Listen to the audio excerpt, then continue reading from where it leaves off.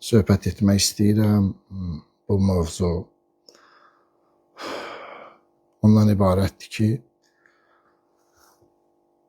İsrail və Amerika İttifaqının birliyinin İran İslam Respublikasına qarşı son təcavüzündən əlaqədardır.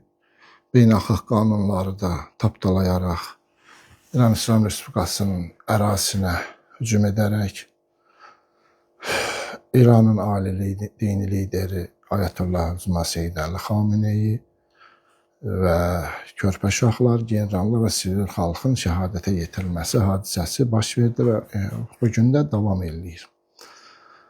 Bu müharibənin ki başlanıbdır, buna dünyada müxtəlif perspektivdən, bucaqlardan yanaşmalar var, analizlər eləyirlər, ekspertlər yanaşırlar. Amma bu müharibənin bir tərəfi var ki, əsl həqiqət tərəfidir.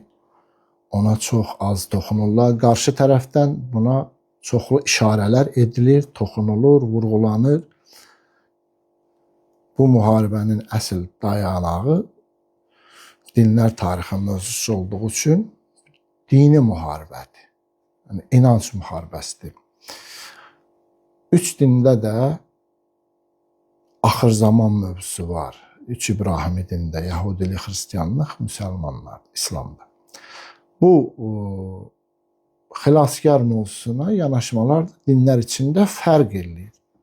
Xilaskarın gəlişini gözləyirlər, amma buna yanaşmaların fərqi var. Həm bu yanaşmaların fərqini izah edəcəm, həm bu gözlənənlər kimdir ona işarə edəcəm.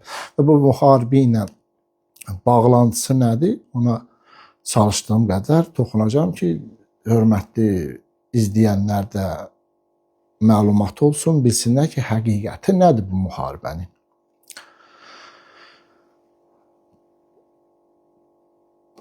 İsrail xalqı, Yahudi xalqının inancında belə bir mövzu var ki, onlarda da var axır zamanda bir xilaskarın onları xilas eləməyi və bu xilaskar şəxs onları vəd olunmuş torpaqlara çıxardacaq, vəd olunmuş torpaqlar bunlara qaytarılacaq. Nil-Fə Firat arası ərz məvud ilə bu baş verməsi üçün müəyyən hadisələr olmalıdır. Bu hadisələrdən nələr olmalıdır? Tövrat, İncil və Quran əsasında bunlara işarə edirik Allahın köməyi ilə ki, həm özümüz istifadə edək, həm də sizlər istifadə edin. Bilin ki, bu müharibənin alt qatı, yəni o ki, vurğulayırlar, neft, qaz, iqtisadiyyat, təhlükəsizlik, bunlar payı var, həqiqət payı. Amma əsli budurmu? Xeyr, əsli bu deyil. Bunlar da bir üzvüdür, bir parçasıdır işin. Güc, nə bilim, nə qüdrət, bunlar var, hamısı var. Amma əslində alt qatı ideolojidir. Biz bilirik ki, regionda olan dövlətlərin, yəni Qərbi Asiya, Orta Şərq ki deyirlər, həmən bu müsəlman dövlətlərin yaşadığı məntəqələr, İran İslam Respublikası ideoloji bir dövlətdir. Dövlətinin ideologiyanın əsasında İsnə Əşəri, yəni 12 imam əqidəsi dayanır. Şəriət fiqhdə bu cürdür və gözlənən imamı gözləyirlər ki, gəlsin, bəşəriyyətə nicat versin. Və bu inancdır. Tək İranın inancı deyil, bu Şiə inanclı müsəlmanlar inancı, həm də sünni inanclı müsəlmanlar inancıdır. Fərq budur ki, xilaskarı hamı gözləyir. Sünni qardaşlarımızda fərqi budur ki, bunlar İmam Həsən nəslindən olacaq deyirlər, əksərinin inancına görə və doğulacaq. Əhli Şiə, yəni Şiə məzhəbinin təmsilçiləri, Cəfəri məzhəbinin təmsilçilərinə görə bu doğulubdur. 12-ci imam deyilən Məhdidir, həmən şəxsdir, Həsən Əskərinin oğludur, adı Peyğəmbərimizin adındadır. Bu qeybə çəkilir, düşmənlərin ölüm təhlükəsi olduğu üçün Allah bunu qeybə çəkdi, diri saxlayır. Nə zaman iradə etsə, istəsə bunu yer üzünə göndərəcək ki, bəşəriyyətə xilas versin, nicat versin və dünyanı ədalətlə idarə eləsin və inancımıza görə həm də İsa da əleyhissalam da Qudüsdə zuhur eləyəcək, çıxacaq. O da gəlməlidir və də o da buna birləşib bərabər dünyada Allah istəyən hakimiyyət qurulmalıdır. Yahudi inancında da var xilaskar, amma biraz fərqlidir. Və xristiyanların hamısında da var xilaskar, amma belə bir ideologiya yoxdur ki, biz müharibə çıxardaq. Və Şiə ideologiyasında da belə bir şey yoxdur ki, biz hər bir müharibə çıxardıq, qan tökməliyik. İmam gəlsin. İmamın gəlməyi təbiidir. Allahın istək və iradəsindən asılıdır və bəzi şərtlər və işarələr var ki, onlar baş verəndən sonra qəti gəlməlidir. 5 dənə xüsusi əlamətdir, qalan köməkçi əlamətlərdir. Bunları da inşallah sadalayacaq ki, hamının məlumatı olsun. Biz müharibə tərəfdarı və qanın tökülmənin tərəfdarı deyilik. Yəni bunun əleyhiniyik. Allah nə zaman istəsə o zaman gələcək. Amma qarşı tərəf belə deyil. Yəni hamısına aid deyil. Həm Yahudi, həm xristiyanlara, onlara da işarə eləyəcəm. Öz mövzularına gələndə.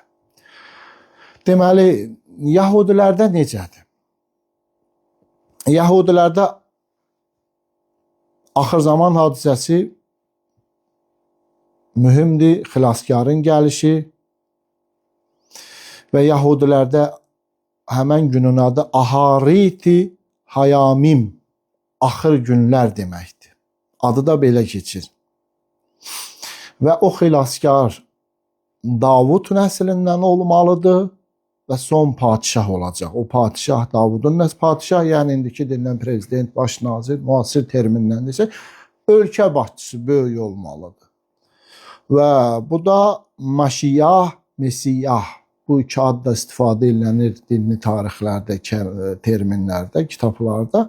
Məşiyah daha doğrusu, bunların xilaskarı bu, bunları xilas eləyəcək, vəd olunmuş torpaqlara çatdıracaq. Bu xilaskarın çıxartmaq üçün nə baş verməlidir? Həmən o Davud nəsli olan padişah bunları ki, vəd olunmuş torpaqlara çıxardıb dünya hakimiyyətini bəxş eləməlidir. Bundan ötürü Qoq və Maqoq Tövratda da keçir. Yezekil kitabında 38-39-cu babları oxusanız bütün bu mövzuya işarədir. Qısa bir kəlmə belə desək, mən Qoq və Maqoqu torpağım İsrailə qarşı qaldıracağam. Belə bir ifadə ilə desə, amma orada bütün millətlər, kimlərlə müharibə, kim üstünə gedir, hamısı işarə olunur. Dayaq olaraq bu müharibə baş verməlidir. Adı da Qoq, bizim dilə tərcümədə, yəni Quran terminindən desək, Yəcuc Məcuc ki, Quranda da adı keçir, budur, buna işarədir. Ərz-i məvud vəd olunmuş torpağa çıxartmaq üçün və başqa bir dayaqları ki var, müharibəyə əsaslandırırlar özlərini, nə etmək lazım müharibə qanunlarında onların inancına görə. Şamuel kitabı 15-ci fəslin 3-cü ayəsində belə vurğulanır. İndi get, Amalekləri qır, hər şeylərini tamamilə darmadağın et və onlara heyfin gəlməsin. Kişidən qadına dək, yeniyetmədən süd əmər körpəyə dək, öküzdən qoyuna dək, dəvədən eşeğə dək hamısını qır. Yəni nəfəs alan nə canlı varsa hamısını qır. İstinad, ayə, bu ayəyə dayanaq və Netanyahunun təfəkkürü hamısı üst-üstə düşür. Qəzzada törətdikləri də göz qabağındadır da, bir canlı qoymadı. Bu müharibə də inanc müharibəsi. Hətta onu da deyək ki, mətbuatda da var, oxuyanlar oxuyub, oxumayanlar da araşdıra bilər. Netanyahu ilə bir neçə il öncənindir. Xaxam onların dini lideri, din xadimlərinə deyirlər. Onların diyaloqu var. Bundan deyirlər ki, xilaskar gəlmir. Netanyahu hakimiyyətin başçısında olduğu üçün bundan deyirlər, bəs niyə? Yəni, bu da deyir, mən çalışıram. Buna qayıdıb deyirlər, sənə neçə nəfərlər ki, sənin əleyhinədir, sən hamısına qalib gələcəksən, çalış. Bu da deyir, mən bunun üstə ciddi çalışıram ki, gəlsin. Yəni, bu həll olsun, bu baş versin. Netanyahu bu ideologiya daşıyır və bunların ideologiyasının əsasında Siyonizmdir. Yəni, bu Siyon təpəsidir, dağıdır, buradan götürürlər. Bu ideologiya əsasında da addım atırlar. Amma Yəhudi xalqının hamısı bu cür mü düşünür? Xeyr, Yəhudi xalqının bir təbəqəsi, bir inancda olanları var ki, bunlar düşünürlər ki, Musa əleyhissalam dövlət qurmayıbdır və Musanın dövlət qurmadığı üçün biz dövlət qurmamalıyıq. O xilaskar kimdirsə, özü yəni passiv gözləntidədirlər, aktiv yox. Yəni Netanyahu-nun cərəyanı Siyonizmdə aktiv və müharibəyə çıxardaraq bunu tələsdirmək istəyirlər. Amma digər Yahudilər passiv mövqeydədirlər ki, təbii axarla özü gəlib o xilaskar gəlib öz işini görməlidir, o Məsihə bizi xilas eləməlidir və vəd olunmuş torpaqları da bizə bəxş edib dünya krallığını qurmalıyıq. Bunların inancıdır və bu cürdə addım atılır və bu müharibənin də əsl təməli həmən bu dini qaynağa dayanır və Tövrat, ayələri, Tanaq bunlardandır və əməliyyatların adını da biz bilirik hamısı Tövratdan istinadən götürülür. Bunu yəni izləsəniz yaxşı xronoloji olaraq görərsiniz. İndi bəziləri bunu qəbul etmək istəmirlər, bunu uzaq tuturlar. Bu başqa mövzudur. Biz bunun dini qaynağına və təməllərinə işarə edərək bu mövzulara toxunuruq xronoloji olaraq. İndi gəlirik xristianlara. Xristianlarda da axır zaman var, İsa'nın ikinci qayıdışı deyirlər. Bu inanc var, Qüdsə gəlməlidir. Bu xilaskarın həm katoliklik, həm ortodoksluqda var və evangelist qanat ki, daha çox protestantlığın içindən ayrılıb. Bu qanatda daha ifratidir. Bu qanat daha çox Amerikada respublikaçı partiyanın tərkibindədirlər və Trump gəldə bu qanadı təmsil edirlər və bu yaxınlarda da gördük ki, bir neçə gün qabaq Ağ Evin içində, ofisdə din xadimləri də gördüklərinizdə dua edirlər. Yəni Trump üçün, bu işdə müvəffəq olmaq üçün, müharibədə qalib olmaq üçün və onu xilaskarın belə deyərlər, seçilmiş görürlər, xilaskarın gətirməyinə vasitəçi görürlər, yəni belə deyək. Hətta bunların da xilaskarın bu gəlməyi üçün müharibəsinin də adı var İncilə dayanaraq. İncildə qeyd olunur ki, bu hadisə olmaq üçün nə baş verməlidir? Vəhy kitabı 16-cı ayə 16-cı fəslin 16-cı ayəsi. Bu ruhlar padişahları İbranicə Harmagedon adlanan yerə topladı.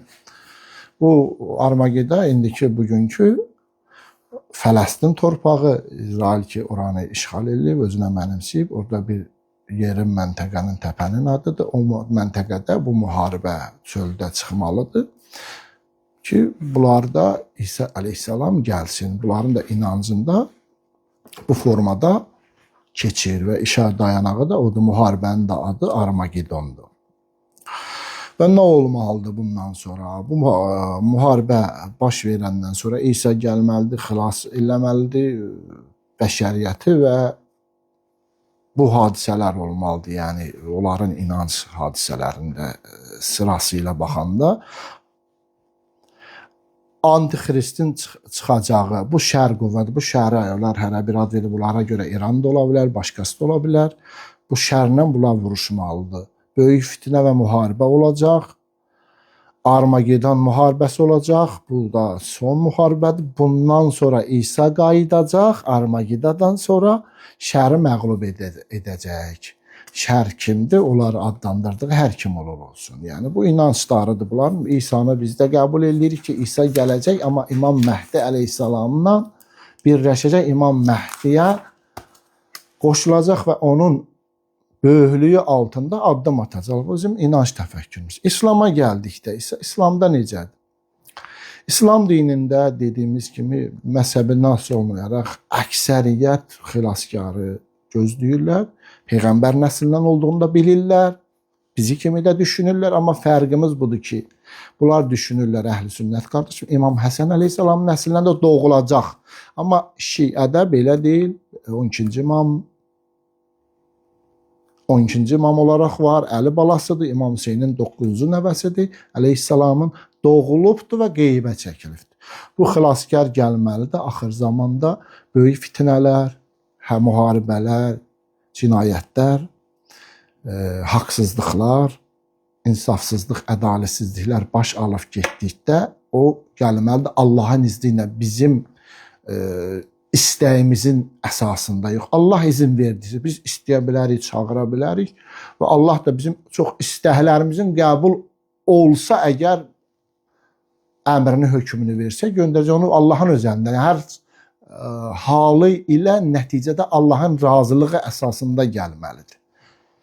Yəni biz müharibə çıxardaq, bu gəlsin, belə söhbət yoxdur. Bizim də haqqımız yoxdur, biz qan tökək, müharibə çıxardaq.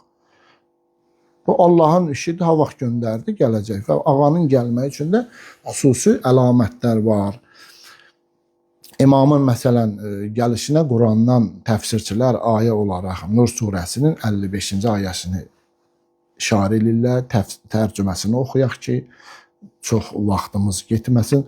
Allah sizlərdən iman gətirib yaxşı işlər görənlərə onları yer üzündə özlərindən qabaqçılara xilafət verdiyi kimi hakim edəcəyinə vəd verir.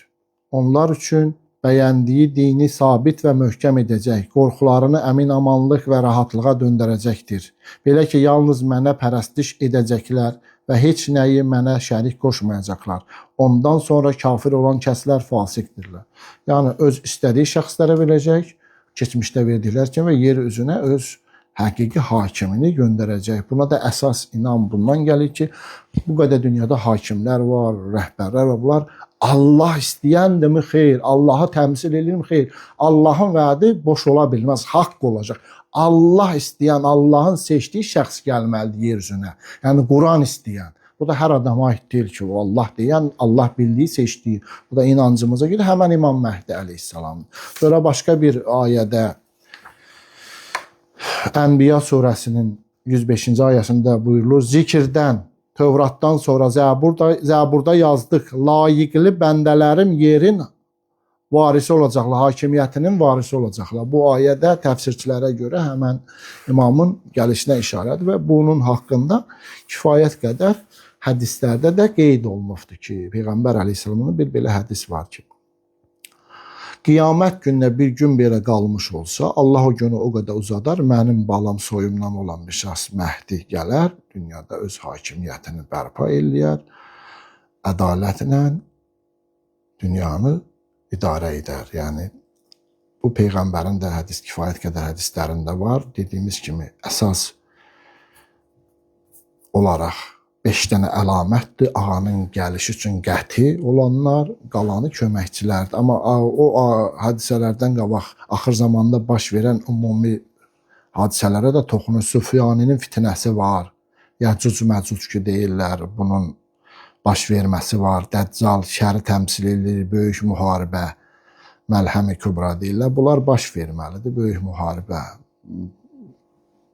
Bu proseslər ona doğru gedirmi, gedəcəkmi biz bilmirik. Biz ehtimal verə bilərik. Amma biz ümumiyyətcə bu müharibənin alt qatını üzə çıxartması inanca dayanı olduğunu bildirmək istəyirik. Ağa İmam Zaman əleyhissalamın gəlməyi üçün xüsusi olaraq 5 dənə əlamətdir. O 5 əlamət nədir? Süfyaninin xurucu, birinci. İkinci, Yəməninin qiyamı. Üçüncü, səmadan səsin gəlişidir. Dördüncü, nəfs-i zəkiyyənin qətlidir. Bu pak şəxsin qətlidir, biz bilmirik bu kimdir. Beşinci, Beyda çölünün çökməyidir. Bu baş versə, imam qəhtidir ki, gələ zuhur eləyə və öz hakimiyyətini dünyada bərpa eləyə, ədalət ilə insanlığa hökm eləyə və zülmkarları ortadan qaldıra. İmamın dövründə dünya necə olmalıdır, necə yaşamalıdır insanlar, bir neçə kəlmədə qeyd etsək bu cür olacaq. Dünya ədalətli sistemdə olacaq, zülm aradan qaldırılacaq, elm sürətlə inkişaf eləyəcək, iqtisadi olaraq yoxsulluq deyilə bir şey olmayacaq. Yəni dünya tamamilə ədalətli bir sistemin içində davam edəcək. Qeyri-ədalətli heç nə olmayacaq. Bu işarələrdir və neçə min dənə də hədis, köməkçi hədislər var ki, onlar olmalıdır, dediyimiz kimi. Amma burada bir məsələni də qeyd edək ki, burada xalqların bu müharibədə nəyini görürük? Biri var, nəzəri tərəf müqəddəs kitablarda vallahi işarə edir ki, belə-belə olmalıdır, baş verməlidir. Burada biz qarşı tərəfdən necə görürük? Xalqlar buna hazırdır. Biz görürük ki, xeyr, bu müharibədə görürük ki, İsraildə xalqlar bir dənə işarə gələn kimi bunkerə girir. Canı hər şeydən dəyərlidir. Üstündür bunun varı canı. İnancından da lazım olanda üstündür. Bu inancı ideoloji olaraq dövlət ərkanı kimlərsə bunlar edə bilər, addım ata bilər. Xalqlar tavan buna hazırdır, görürük. Amma İran cəbhəsində necədir? İnanc, iman qüvvəsinin, qüdrətini demək istəyirəm. Görürük, müharibəyə məcbur cəlb olunublar, amma qorxu yoxdur. İşarə ilə biz İmam Hüseyin, İmam Əli məktəbinin övladlarıyıq. Meydanda başlarına bomba yağa-yağa, bombanın altında şəhadət arzu ilə, şəhadətə hazırdır. Bunlar yəni ideologiya və xalqlar burada vəhdətini, nəzəri və praktikada biz İran cəbhəsində bunu görürük.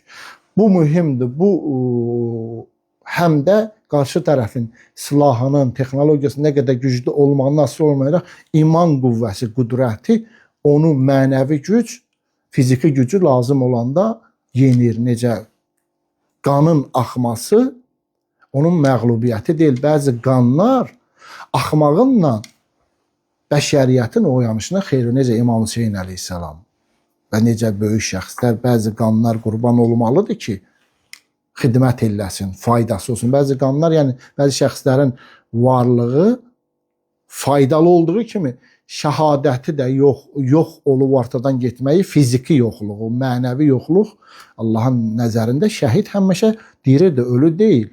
Əleyhissalamın dilindən desək, bəzi adamlar ölüdür, fiziki var, amma ölüblər, elə bilirlər vardılar. Yəni bunlar fərqli şeylərdir, bunlar mənəvi mövzulardır. Yəni, bəzi adam var, amma ölübdür, bəzi adam ölüdür, amma diridir, şəhiddir Allah yanında, rucu yiyir və öz təsiri, əsəri min illər boyu cəmiyyətlərə təsir edir. Burada iman çox güclüdür, imanın qüdrəti bəzən qarşı tərəfin gücünü yenir və bu dünyada da millətlərə, xalqlara üstünlük gətirir. Bu da bu qüvvəni kimdə varsa qalib odur. İmanla nəzəriyi vəhdətdə cəm eləyən bu ideologiya Əhl-i-Beyt tərəfdarlarında daha çoxdur. Əhl-i-Beyt tərəfdarının tarixi daha çox şəhadət mərkəzlidir.